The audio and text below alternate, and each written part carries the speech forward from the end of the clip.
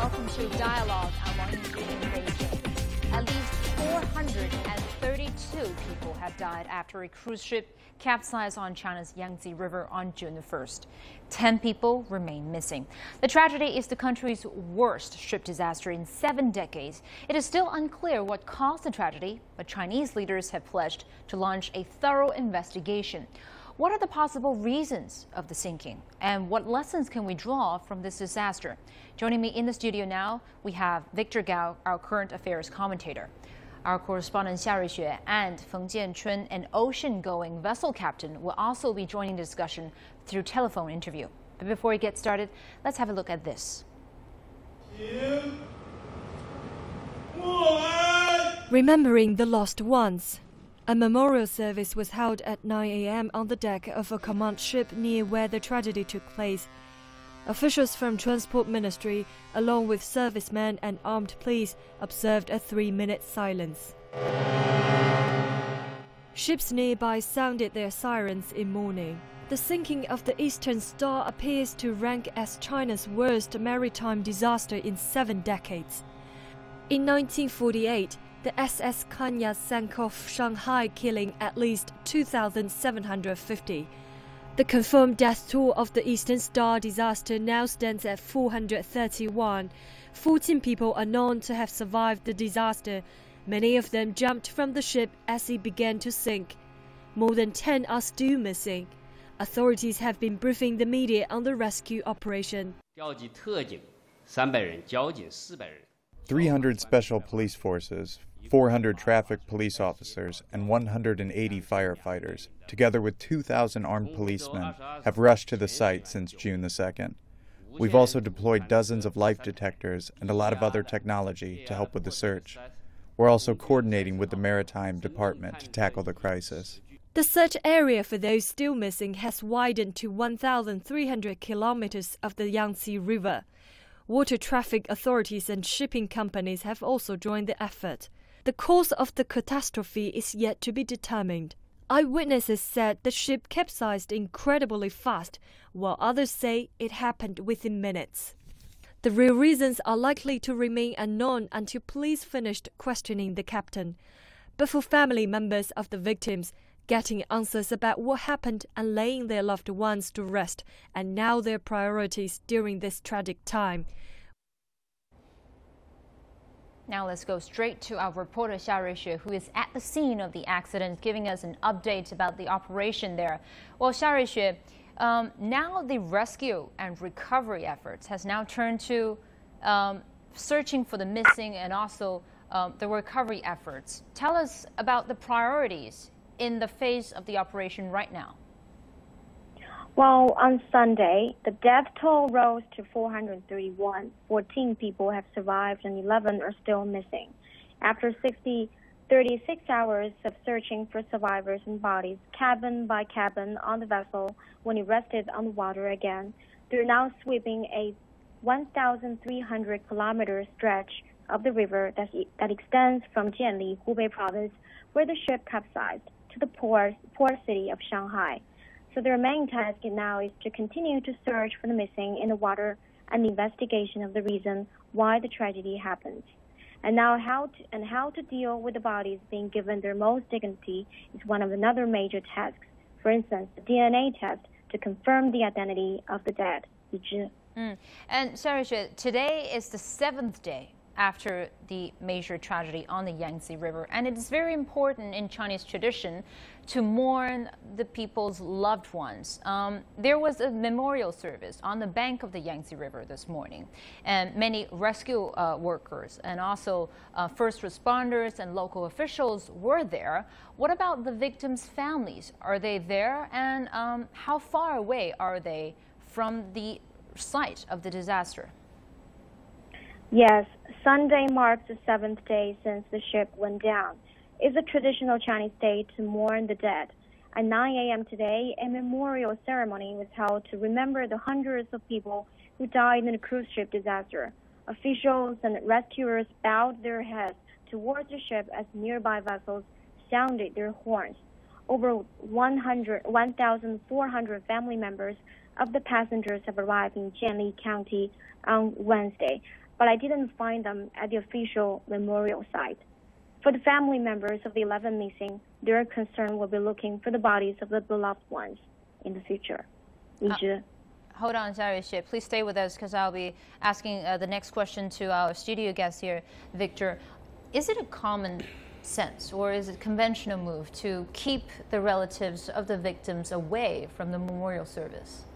Well, I would say there are different ways to do this, and maybe there is a concern that some of the family members are so torn apart and they were very emotionally unstable and they would need a lot of psychological counseling, and to be present at the very important memorial service early this morning would be too much of a burden to them psychologically. So I think there must have been a thinking process which eventually concluded that it's better to keep the relatives away in a hotel or in some other places. But I would say we as a nation all stand by the family members and we share their mourning and we share their grievances, and I think they will have the proper arrangement to put their relatives to rest in a very dignified manner, and we stand by their side in this very difficult time. Of course, our love and thoughts goes out to the families of the victims. Well, Xia, I would like to continue our discussion here. It's reported that from the official report that weather might not be the only reason in it, and then they ruled out the mechanical errors in it, and also quoting human errors, possible human errors in it. What are the primary investigations report or any guess that we have right now? So far, it's really hard to say what's the cause contributed to this tragedy. We're still waiting for the answer, for the official answer from the officials. And the rescue operations happened 2.5 hours after the disaster. Why the delay, and what are the challenges facing the first responders? Well, because the Eastern Star was capsized at around 9:28 p.m. in Jianli section of the Yangtze River. The captain and the chief engineer were rescued by a cruise ship in Yueyang at 10 p.m. On Monday. They both claimed the ship sank quickly after being caught in tornado. At 11:51 p.m., the local government in Hubei province started to the official rescue operation, and that's why it started 2.5 hours later. And Victor, according to a press conference this morning, the local officials have briefed the media about the rescue as well as the recovery efforts. And I quote, the 3,400 soldiers have been mobilized, 1,700 paramilitary personnel together with about 150 vessels, 60 machines and a helicopter have all been brought into the recovery efforts. Give us an assessment of the actions after the tragedy happened.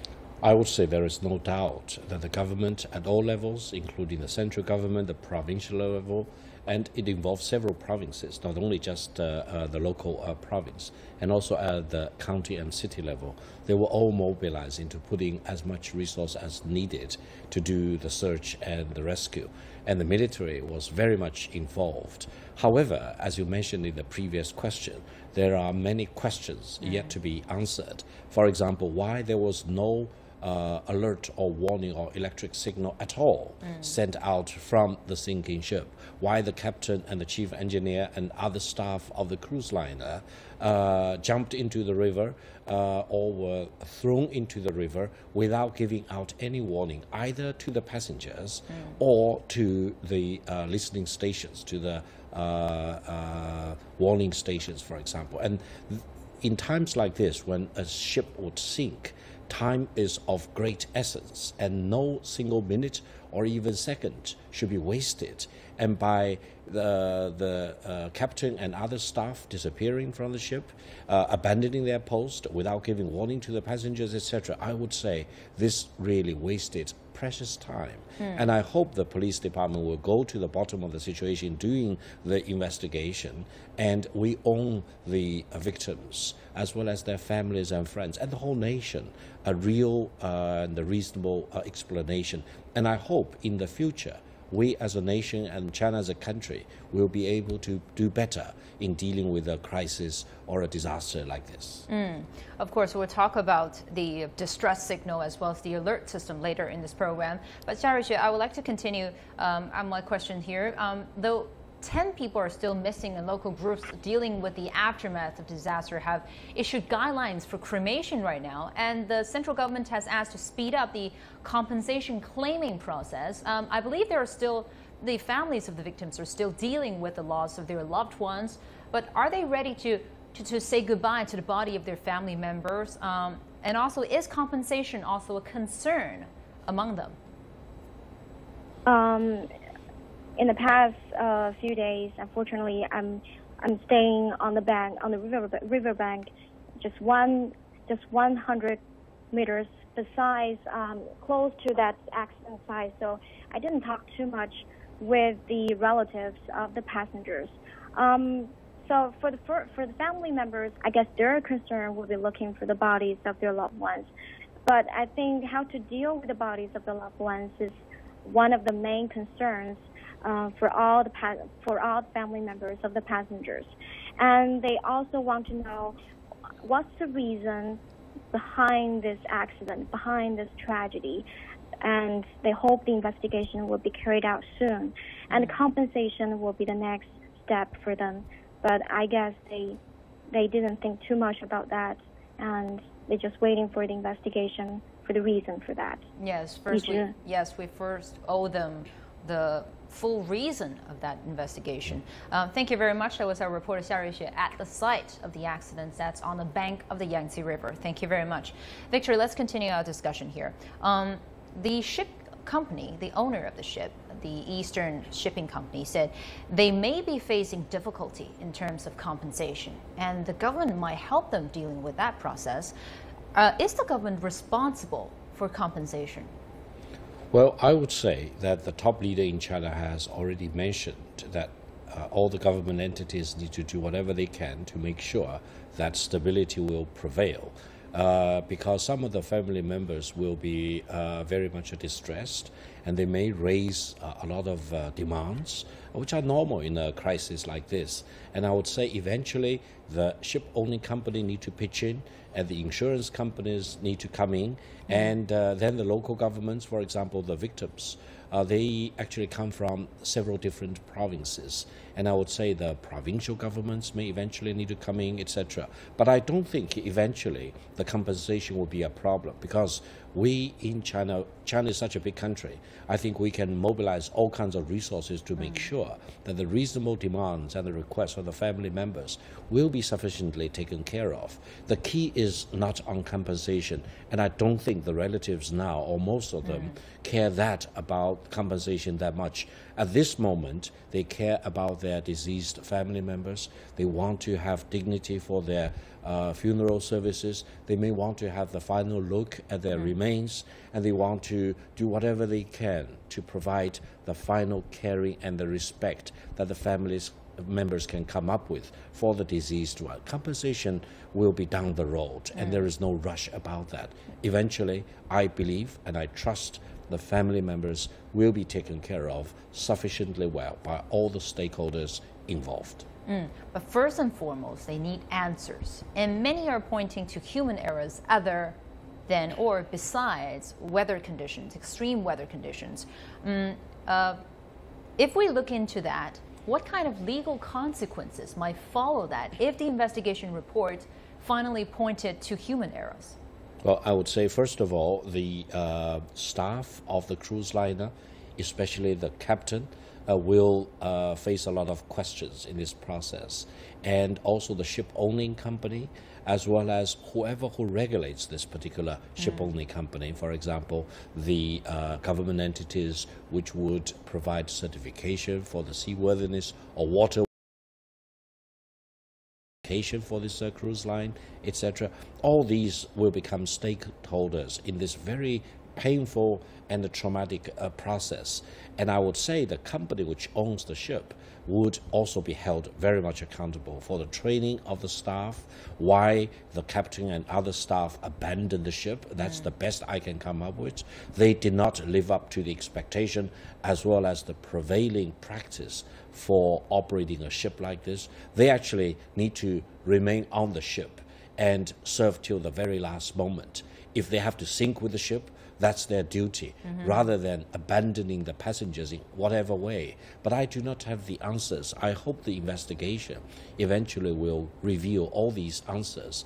And I think while the investigation leading to the answer is important, but on the macro level, I would say we need to learn lessons so that next time when a disaster like this happens, all the stakeholders will know better and will behave better, and more lives will be saved, and human cost will be reduced to the minimum. Thank you very much, Victor. Now let's take a short break, and after this we'll try to bring in a captain, an ocean-going vessel captain, Mr. Feng Jianchun, into our discussion here to talk about what usually are the practices for a captain when extreme weather are encountered, and also extreme circumstances happen to a vessel. Please stay tuned.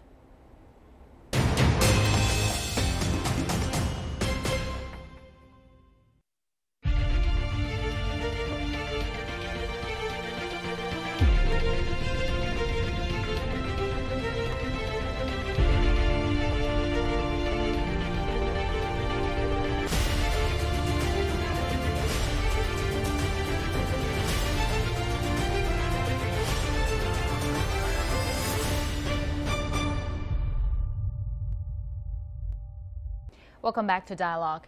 Today we discuss the aftermath of the tragedy happened on Yangtze River, the capsize of a boat called Eastern Star. And I would like to bring in a captain, a very experienced captain, Mr. Feng Jianchun. He has been sailing overseas on oceans and sometimes in very extreme weathers.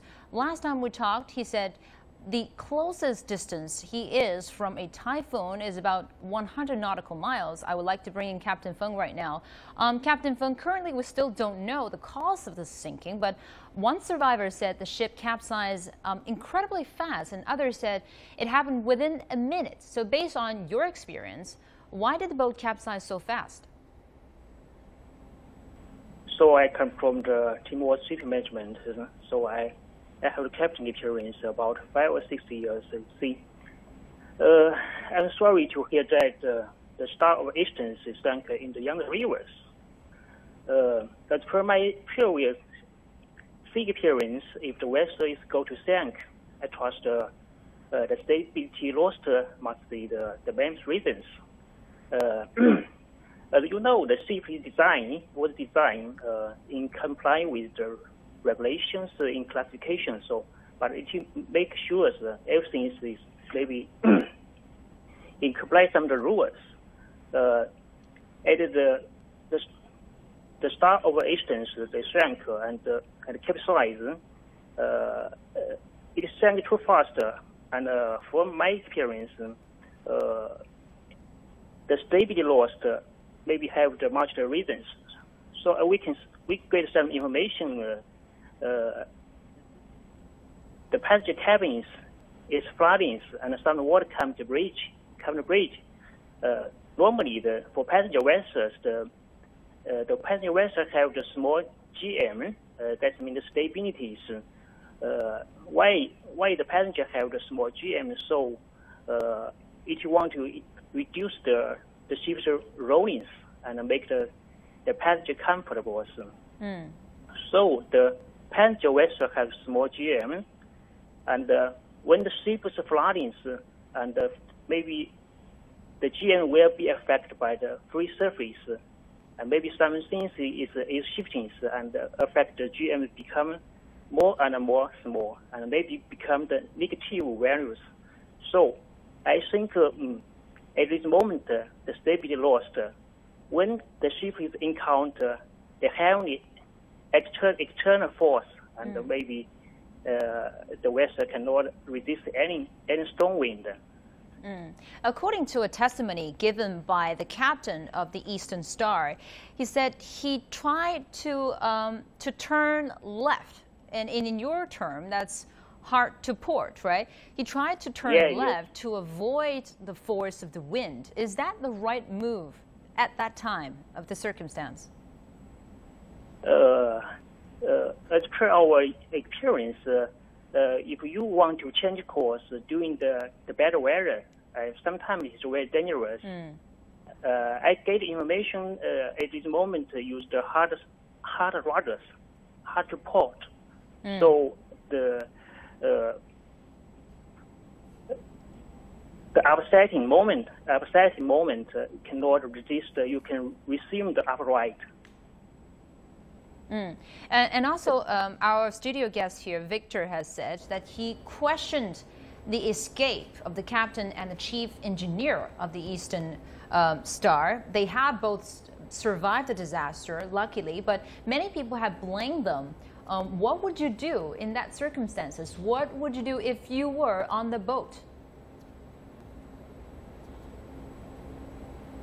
The captain and the chief engineer, because both of them have much experience on board, so they have the much risk awareness, and maybe they were familiar with the ship's escape route. So when the ship sank, both of them maybe have the more possibility to survive. And also about the weather report. When we talked earlier, before the start of this program, you said that every ocean-going vessel have, first of all, alert system and then a weather forecast system on board the ship. It's not the same case in inland river vessels, isn't it? Normally, each the ocean-going vessel, we should have the weather facts and the weather facts machines. We can get the latest information from this machine. As captain, we should make analysis for the weather condition, and we will choose the best safe route and the best economical route. If we encounter bad weather, maybe we can look at some the good anchorage, make good place for shelterings. Thank you very much. That shows that important role a captain play on a boat. Thank you very much. That was Captain Feng Jianchun. And let's continue our discussion here, Victor. So according to the discussion, the captain has the right to decide whether to continue the voyage or to drop the anchor and stop. So in this case, the Eastern Star, did the captain make the right choice by continuing to sailing? First of all, before the capsizing of the ship, the weather was already very bad because I listened to the statement by the local weather station, which already said they actually gave out warnings to the ships on the Yangtze River in that reach, asking them to anchor their ship or to come into the port because the weather was very terrible. And also, some of the surviving passengers from that cruise liner also mentioned that the weather was very, very bad before the sudden capsizing of the cruise liner. Therefore, I would say the captain of the ship, who actually survived with life jacket upon himself, should have already warned the passengers. There was no indication that any warning to the passengers was given out before the capsizing of the ship. And also, I think the captain and the staff of the cruise liner should have communicated with the radar stations on shore to, alert the situation of the cruise liner as well as the danger they face, or even the imminent possibility of the capsizing of the ship, giving out the SOS. I believe on that cruise liner there must have been equipments like this. I'll be very much shocked if they were not equipped with SOS alert systems to warn. So you're saying if there might be just a button that you can push? I do not know. And sound a siren or something. I don't know. There must be electronic means so that they can communicate with the radar stations nearby, for example. But I would say that all this needs to be done through a very thorough and complete investigation. But I would say, based on my own experience and my own knowledge base, for the captain and several of the staff of the cruise liner to jump into the water without giving any warning to the passengers, without sending out any SOS alert to the stations nearby or to the surrounding ships would be a very, very serious behavior. I would say eventually, by the end of the day, the captain or some of the staffs may even be accused of manslaughter in this particular case. And I think this will be a moment for the whole nation to really raise the awareness of how training will be very important for the cruise liner operators, the ship-owning companies, but also all the staff serving on ships like this, because they own the passengers, the responsibility, and the passengers are in their custody, and the passengers depend on their professionalism,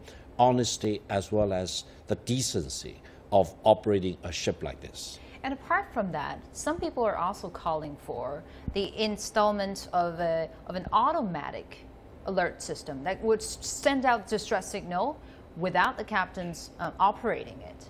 Do you think this disaster will lead to a re-examination and also, to the best of our efforts, a reform?